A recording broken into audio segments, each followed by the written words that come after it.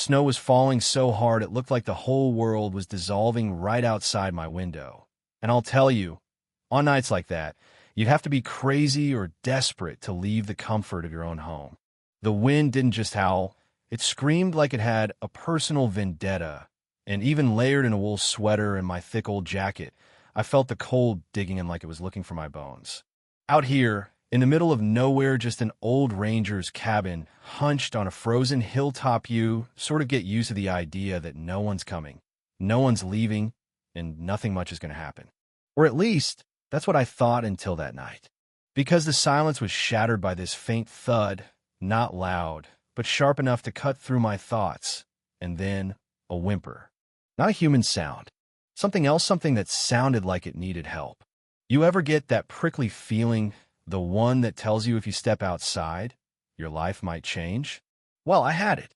I opened the door anyway, breath fogging up around my head, boots sinking deep in the snow. Through the swirling white, I spotted them, 2 wild Mustangs, standing near my gate, shaking, terrified, and exhausted, looking like they'd run through hell and landed in my backyard by accident. One of them, smaller, had a leg buckling under its weight, eyes wide as if pleading, and you know what? They weren't running from something, they were coming to me, asking, without a word, for help. My name's Jonah, by the way, not that it matters much. Used to be a soldier. These days, mostly just a guy hiding out from his own thoughts, convinced he's better off alone. But you can't ignore eyes like that. I opened the gate, and in they came, trembling, heads low, too tired to be wild anymore. Inside, my old dog Boone sat by the stove, ears up, watching me pace like I'd lost my mind. The fire crackled, coffee simmered, and I kept glancing outside, wondering if I was about to make a mistake. People always say you shouldn't interfere with wild things, they belong to the land. Not to us, but when you see suffering, it's hard not to step in, you know? The younger horse, the yearling, was in bad shape, collapsed twice before it even made it to shelter. The older one, a mare, wouldn't leave its side, fierce and protective but not aggressive, just watching me with this look that felt almost human. I went to the barn, grabbed the last of my hay, a couple of blankets, and my old med kit from Afghanistan. Days never thought I'd use it on a horse, but life's funny that way. My hands were shaking, and not from the cold. Sometimes the past comes back harder than the present. But I forced myself to focus. Wrapped that leg best I could, whispered soft, nonsense words, kept my voice steady. Boone, loyal as ever, didn't move a muscle. It wasn't much, honestly. Just a few blankets, a patchy bandage, and a place out of the wind.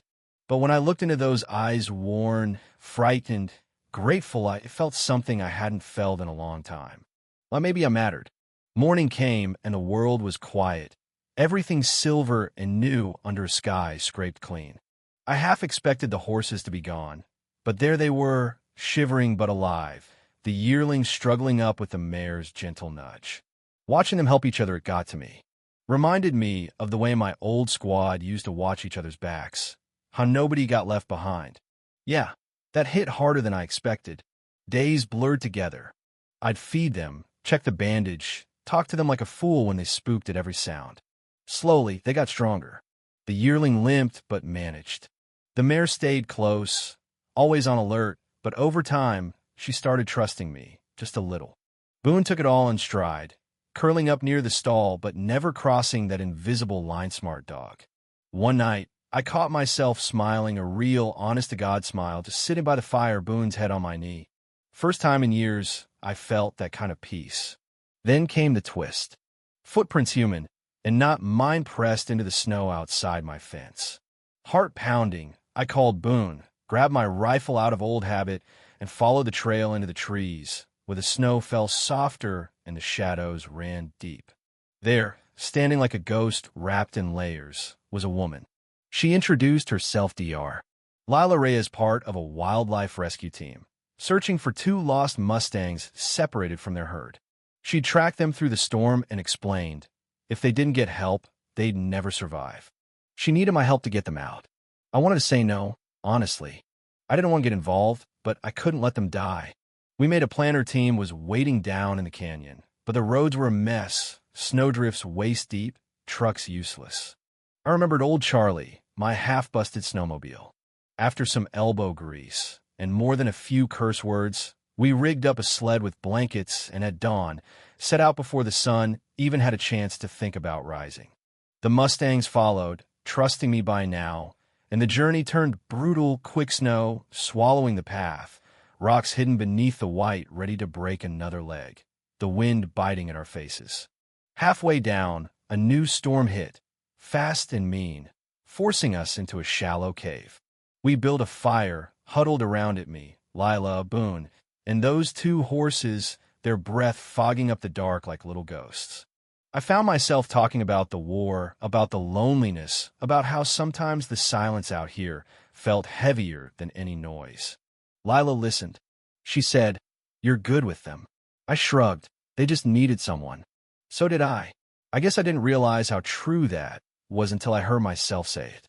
When the storm passed, we pushed on, finally reaching the frozen creek where Lila's team was waiting. They helped lift the horses gently into a trailer, took real care with the yearling's leg. The mare pressed her nose into my hand, eyes deep and dark, and I found myself choking up. "Take care of each other," I whispered. The truck rolled off, wheels crunching over ice, disappearing into the endless white. Back at the cabin, I stood in the empty pen, straw trampled flat, horses gone, and for the first time since I'd moved here, the silence didn't feel like a punishment. 2 weeks later, a letter showed pictures, updates, little stories. The horses were healing, getting stronger, ready to run free again. Lila invited me to come see them released. I read that letter 3 times, folded it up, and tucked it into my pocket. Months later, I stood on a ridge, the wind tearing at my coat, and watched as 3 wild Mustangs galloped across the hills, the mare, the yearling, and a stallion from their old herd, running together like they owned the world. Standing there, I realized I was home too. Sometimes, helping someone else's animal, or humani, is the only way you heal the parts of yourself you thought were lost for good. Maybe that's just the way it works out here. So what do you think? Would you have let those horses in, or kept your door closed? Let's talk about it. Sometimes the right thing blurs with the hard thing, and I want to know where you draw that line. Drop your thoughts below. What would you have done? And what do you think really counts as saving someone these days?